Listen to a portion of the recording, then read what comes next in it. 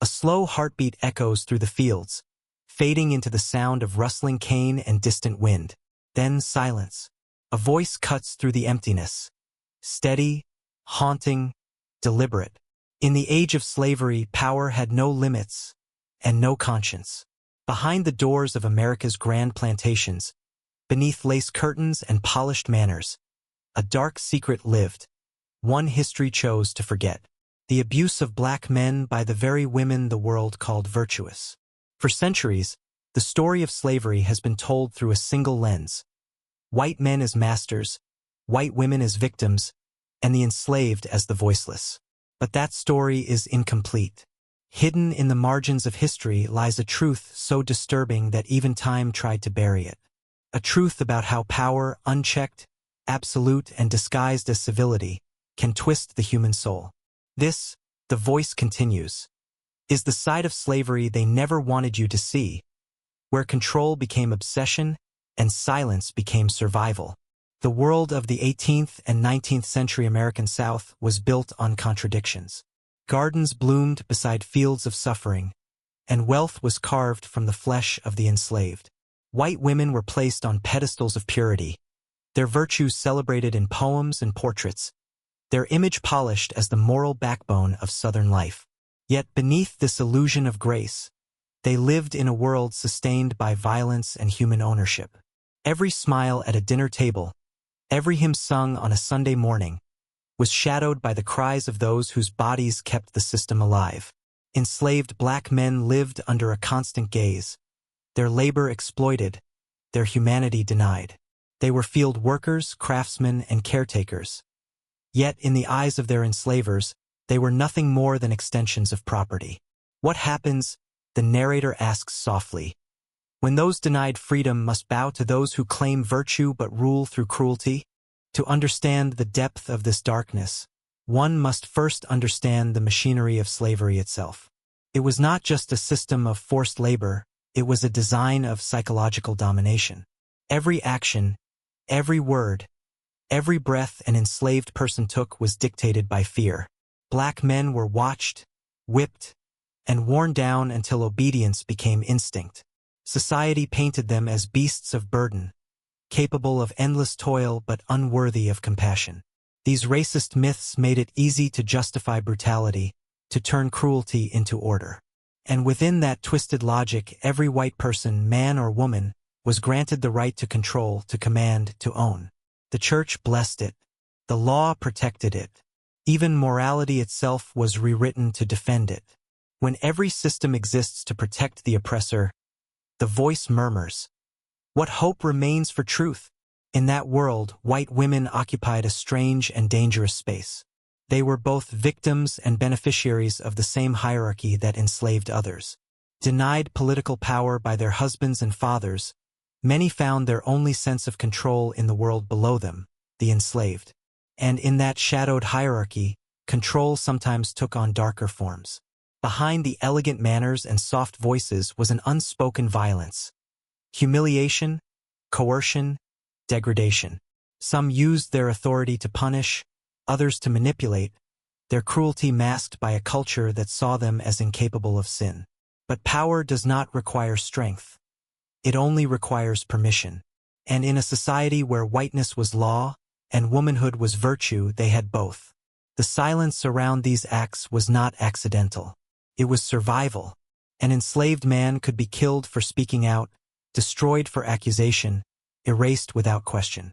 One word from his enslaver's wife, defiance, insolence, disrespect, was enough to seal his fate. In this deadly balance, silence became his only defense. Submission became a form of life preservation. They could destroy a man's life with a word, the narrator says quietly. They owned his labor, his voice, even his fear, and yet, the truth refused to vanish completely. Whispers lived in the corners of letters, in the veiled testimonies of survivors, in songs whose meanings only the enslaved could understand. These were not stories of desire, but of domination. Not of forbidden love, but of forced obedience. Power disguised itself as intimacy, and cruelty hid behind the fragile mask of civility. The voice grows softer, colder. What would you do? It asks. If saying no meant death, the question lingers, heavy and unanswerable, hanging in the silence between truth and history. The nights on the plantation were never truly silent. The wind carried more than just the sound of insects and rustling trees. It carried the weight of things unspoken. The enslaved men, after a day of brutal labor, lay awake with the unease that came from knowing their bodies were never their own. They could be called upon, punished, humiliated, or used, and not always by the master. Power in that world did not sleep. It watched, it wanted, it took. The torment they endured was not just physical but deeply psychological. To be stripped of humanity, to live in fear of a word or a glance, was a cruelty beyond measure. A man could be strong enough to endure the whip, but powerless to resist the whims of those who saw his silence as obedience. Many carried shame for acts they were forced into, guilt for not being able to protect themselves or their families, and a deep fear that their pain would never be believed. For these men, freedom, when it finally came, could not erase what had been done in the shadows. The chains fell, but the memories never did. For many, the narrator whispers, the body healed, but the mind never left the plantation. And yet, fragments of truth survived. After emancipation, a handful of freed men spoke cautiously, their words wrapped in metaphor and restraint. Some stories slipped through the cracks of history. A few lines in a letter, a confession buried in the WPA slave narratives of the 1930s, songs sung in secret with meanings only the once enslaved could understand. In these fragments, a haunting truth emerged. The silence that surrounded the abuse of black men was not just born from fear. It was built by design. Society refused to see the possibility of their suffering because it threatened everything it believed about purity, virtue, and race. It wasn't just chains that kept their pain hidden.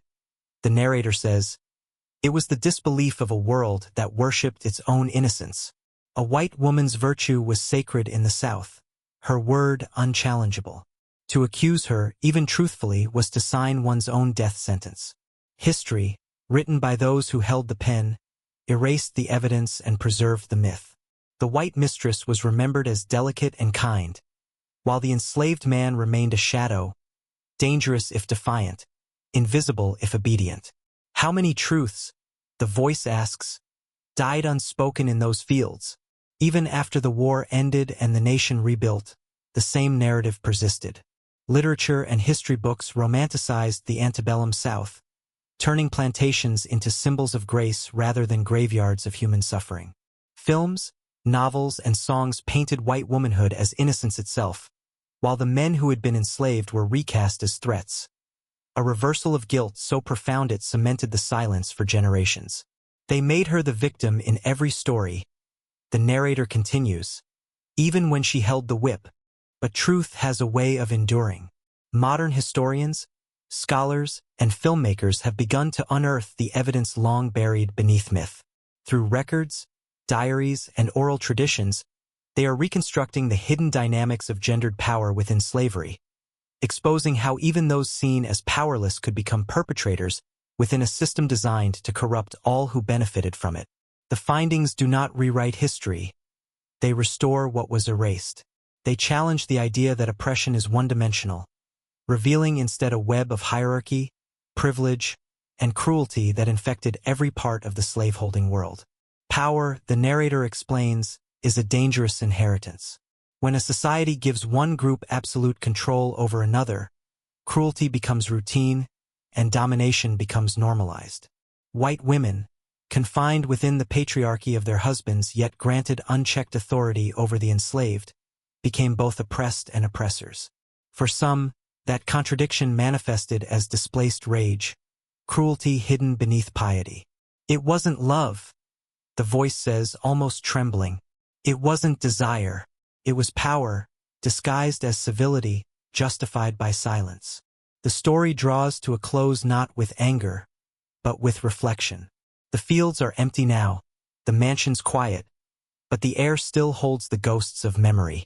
They carried the weight of pain no one would name, the narrator says softly, yet they survived to build new lives, new generations. The story is not one of vengeance but of remembrance. of giving voice to those whose truths were buried under lies of purity and civility. To uncover these stories, the voice concludes, is not to shame, but to heal, because healing begins when the silence breaks. The final line echoes like a prayer. The fields remember, the air remembers, and now so must we.